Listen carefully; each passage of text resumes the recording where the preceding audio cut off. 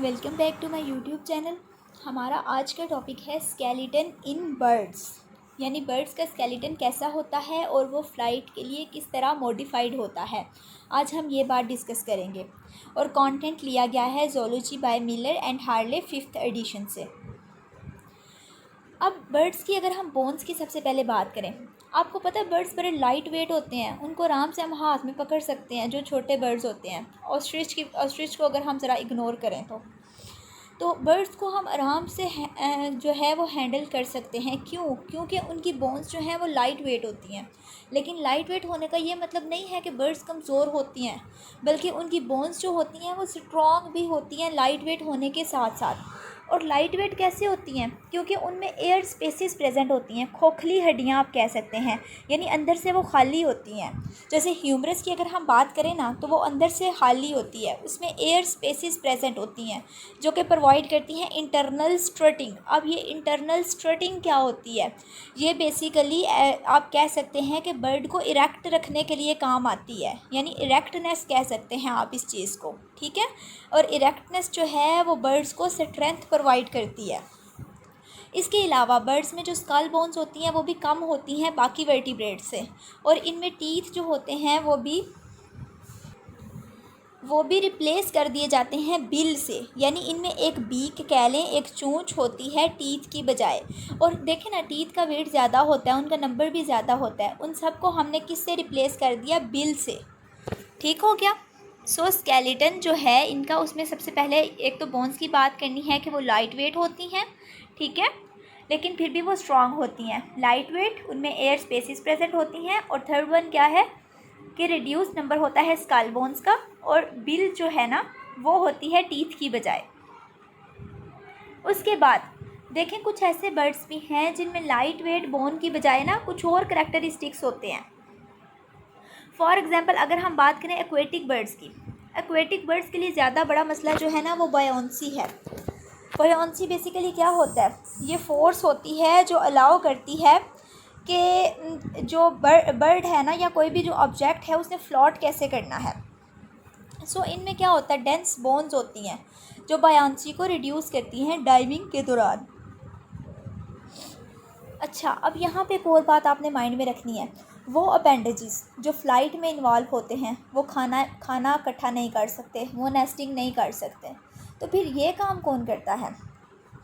इसके लिए बिल और नेक जो है ना, और फीट, तीन चीज़ें मिलके जो हैं वो फीड को और नेस्टिंग को पॉसिबल बनाती हैं। वो कौन कौन सी तीन चीज़ें हैं? बिल है, फ्लेक्सिबल नेक है और फीट है।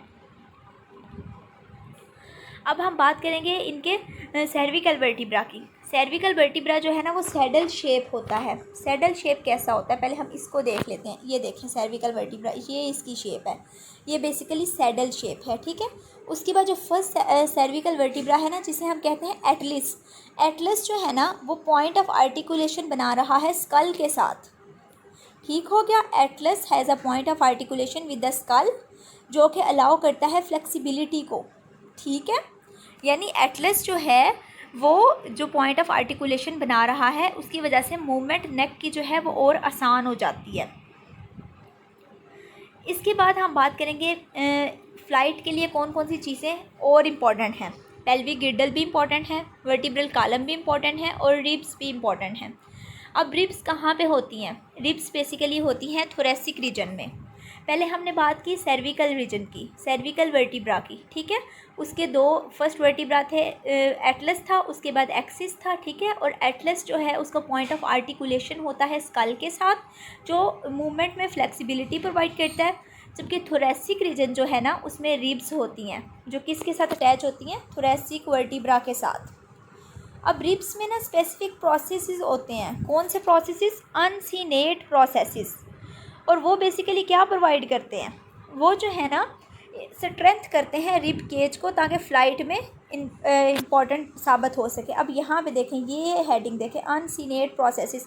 ये ऐसे एक प्रोसेस जो है ना वो ओवरलैप हुआ हुआ है दूसरे पे, यानी रिब्स जो हैं वो इसी तरह एक दूसरे के ऊपर ओवरलैप हुई हुई हैं, आप ये कह सकते हैं।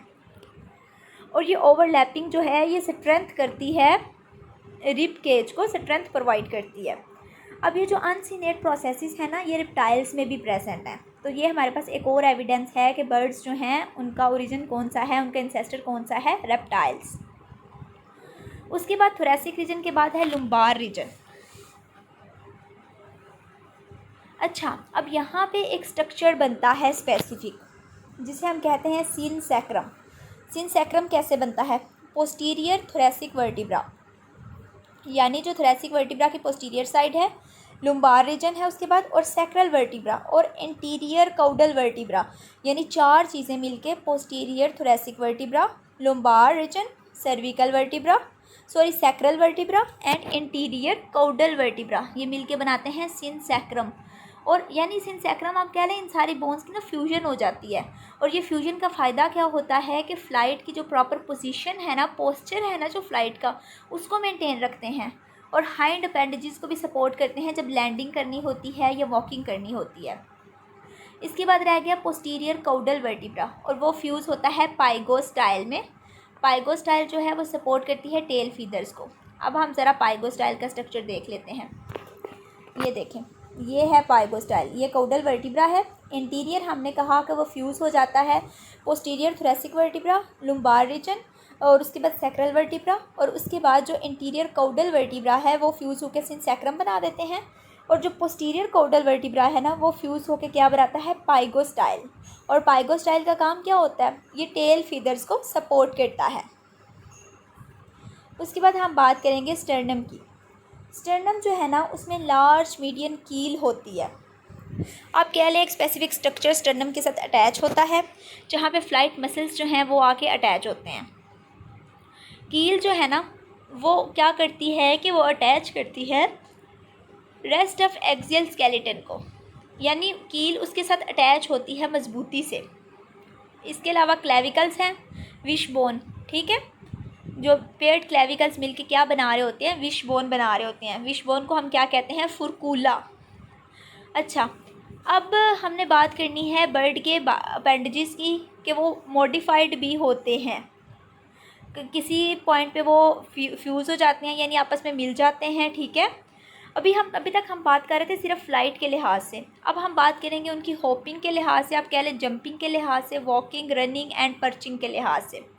अब क्या होता है, टेंडन्स जो है ना वो टोज़ से रन करते हैं, फ्रॉम द टोज़, यानी टोज़ से लेके एंकल जॉइंट की बैक तक जाते हैं, और वहाँ से जाते हैं लेग के लोअर मसल्स तक, यानी लोअर लेग में जो मसल्स होते हैं ना वहाँ तक जाते हैं टेंडन्स, टोज़ से एंकल जॉइंट की बैक से होते हुए, यानी पाँव से कह लें एंकल जॉइंट की बैक से होते हुए वो कहाँ पे जाते हैं, लोअर लेग के मसल्स तक।